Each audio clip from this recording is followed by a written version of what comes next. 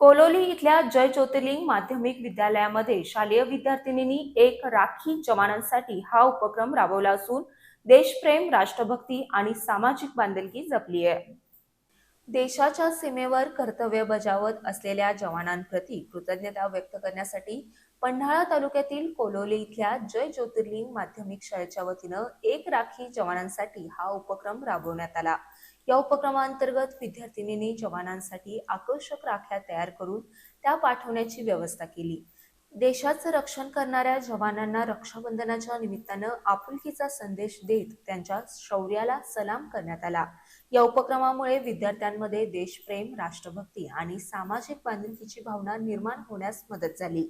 या उपक्रमासाठी शाळेचे मुख्याध्यापक अरुण काळे आणि सर्व शिक्षक तसंच पोस्टमन शिवाजी परीट यांचं सहकार्य लाभलं.